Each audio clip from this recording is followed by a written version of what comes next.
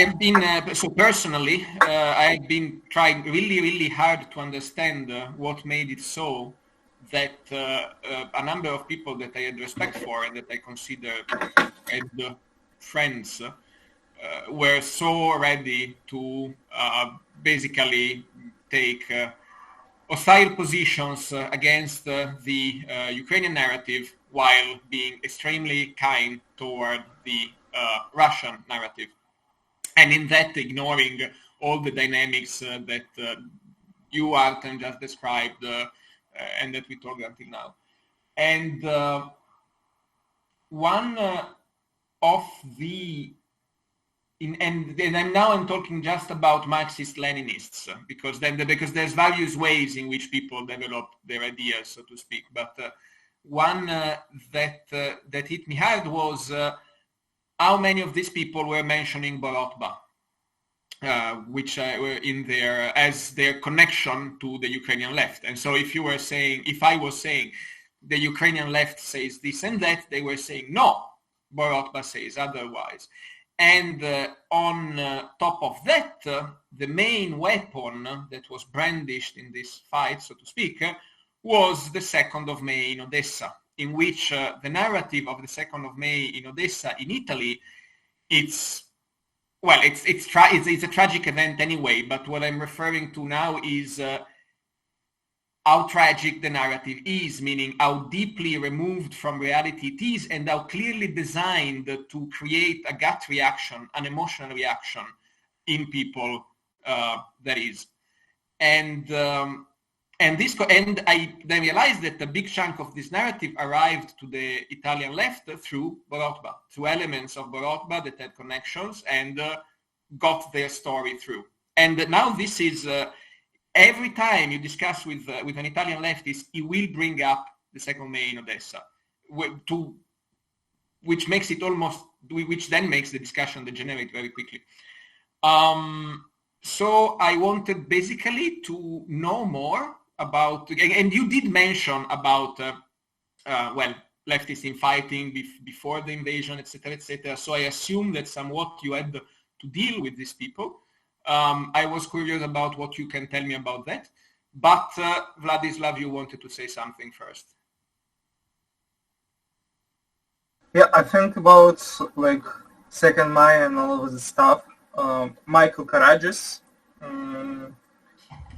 writes on, you probably know him, writes on his Facebook page. Vlad, you want to say something? Yeah. You can't hear me? Can you hear me? Yeah, okay.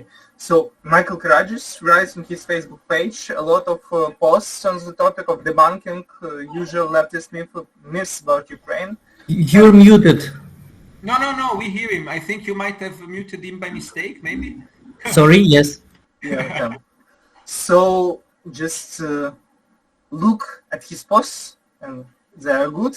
And we are usually Can you write the name in the chat? Sorry, I didn't catch. I couldn't catch it. But then go on. I think like this. Thank you. He's writing. He is not like super professional about Ukraine. He is famous for his article speaking about Africa, that like elites support Russia, but that doesn't represent people, and so on and so on. But he started a series of like small posts on the Facebooks where just very briefly. I did a mistake. So thank you. Very briefly writes what just how to answer on these arguments, and just Google his page and look. There are a lot of very useful stuff.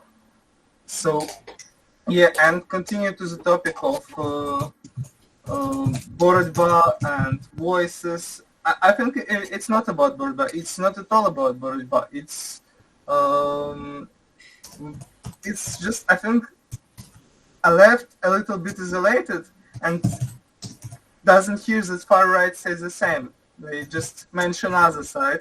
They mention other organization, not Borotba, but some like far right organizations that speaks the same about 2nd May, Odessa, and so on and so on. These narratives aren't just produced by this all small group, but it's the tendency to listen to what these big countries that you're more familiar with, that are more civilized, what they are saying. And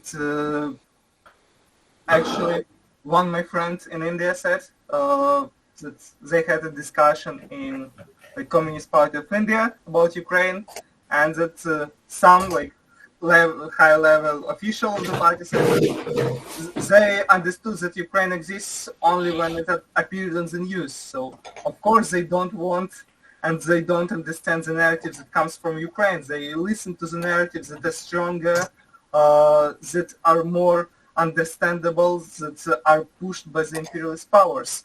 When in the situation that you're listening to the civilized person and not colonized person, it's all the narratives like this are shaped, unfortunately.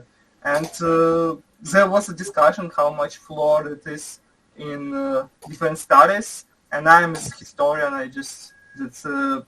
I completely agree that if you open like any book about Sovietology and so on, even this book about even recent books, you don't find nearly anything about national oppression. It just they don't speak about these topics. They just don't speak about colonization of Siberia. They don't speak about colonization of Caucasus.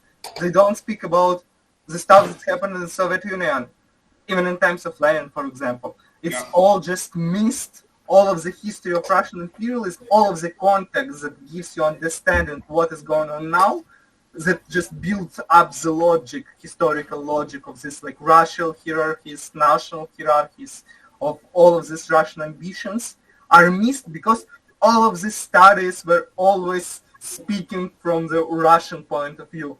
If you go to any Slavic study, it's Russian point of view. They're always saying from the side of Russia, this, and not like Udmurtians in Russia experienced this.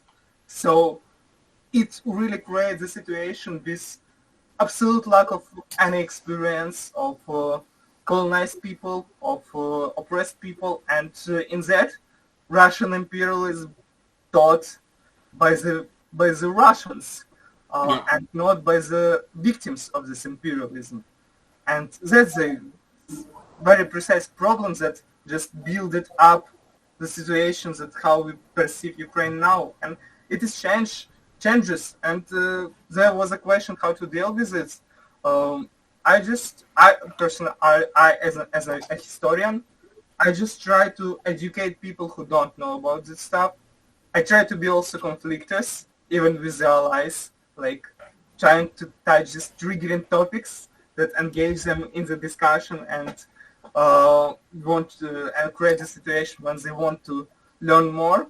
But usually to try to engage the people that are not hostile to you, but also influenced by these narratives, and to speak about what was going on, why Crimea now is majority Russian, where all the native population went, why Udmurtia majority Russian, why in this time of the Soviet Union Kazakhstan was majority Russian and not Kazakh. How does it happen? That magically like half of the country population disappeared, and what does it like have to do with settler colonialism? What does it do with policies that just built on just extreme racism? All of that. What was going on in Chechnya? And how all of it puts in this logic of Russian imperialism.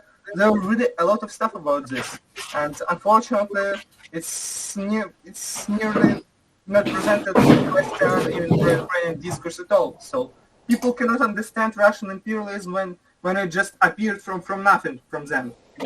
Or it was the state that peacefully went to Siberia and to Alaska territory with no people whatsoever in between, and just peacefully did its stuff. And now we have some imperialism ambitions, Russian Empire, and so on. So what's going on? It's probably some Putin fantasies far right, and so on.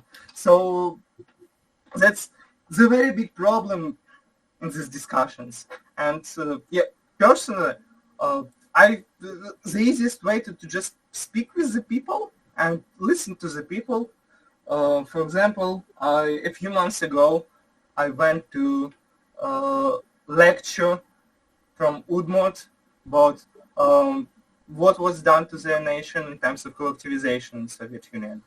And it was horrific stuff, like all of their cultural bonds, all of their ways of lives were destroyed by collectivization, kolkhoz, and so on and so on. And nobody speaks about this. I spoke with one Korean about the experience of ethnic cleansing that were going in Far East. And nobody knows about this. Nothing mentioned in the discourse. It's always about Putin's imperialism. It's not about all of these things that were before. Even in the most recent history, why there are more than 3 million people, Ukrainian people in Russia, but non-Ukrainian school, not one Ukrainian school there. These discussions are absolutely not presented, and it is cased with history. It is cased with everything, and it's. I think it's just it's one of the reasons why people genuinely listen more to Borodba than to Ukrainians who try to just pull all of that stuff on them. People who were learned by Russian-dominated Slavic studies, Russian-dominated Sovietology, Russian-dominated discourses, the Cold War, and so on and so on. So this is absolutely unknown. It's something that's that's it. That's just my point about it. Sorry for speaking about this so No, long. thank you. But I mean, I can do a compelling 5 topic. hours Maybe we lecture. can talk about it. We will probably talk about it together. I'd like to pick your mind about this. I guess we should wrap it up also because our public is dwindling. Tell me, Alona. Yeah, I just wanted to answer the Borodbag question a lot. Thank you. Yes. Sorry. I mean about the tragedy in Odessa. There are a lot of different versions about what happened. Okay, me personally, I think that from what I saw that, it was not done on purpose. Yes, people were killed, but it was not done on purpose because there are videos where the far right, which were, first attacking people, then they were the first who were trying to save them. But even if far right groups attacked peaceful protesters in Ukraine, how does it justify what Russia does now? That's that's how cynical this arguments are. The same goes for far right in Ukraine. Yes, there is far right in Ukraine. Yes, they were doing horrible things. How does it justify? No, obviously, yes. And so on. And I just now, while we were talking, I opened a Telegram channel of Borodba, and I literally I felt really bad. I mean, I do not follow them, but I heard that they went completely crazy. And what they're talking about how happy people are in Mariupol. Yeah, I know. But we have Italian channels that repeat that since the start of the war, and they are followed. That's why I wanted to talk about it, because it's a problem. I mean, I was shocked by how bad things are. Things are really bad. The guys are supporting Russian war atrocities, full stop. In Bologna, we had in May 2022 at a festival of the Communist Network, we had a stand selling St. George ribbons to support the separatist republics. This is why I think there's something. It's not just about Sovietology. It's not just about the historical perspective. There has been something way more direct in terms of manipulation and in terms of creating the possibilities for instability and political violence in the left, among the left, which, but there, I would even say that there is a research that prove that left-wing groups were financed by Russia, like directly. So yes, of course, it is just their money, their pressure. So it is now like literally proved. So yeah. We do it for free, at least. Okay, so I think we should stop now. I'm looking forward to talk with you again. Please get in contact for anything that comes to mind. We can have more meetings like that with other people that you would like to put us in contact with, or with you again. We can decide more specific formats. Look into streaming. And also, I would be interesting to see the build-up starting from, this conversation. Basically, how many of the people that joined us today will be willing to join us another time. Thank you so much. I am actually very happy we had this conversation.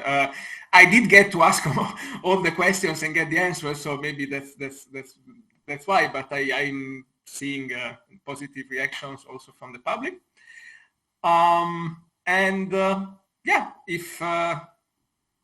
If there's nothing else to say, I hope to see you soon.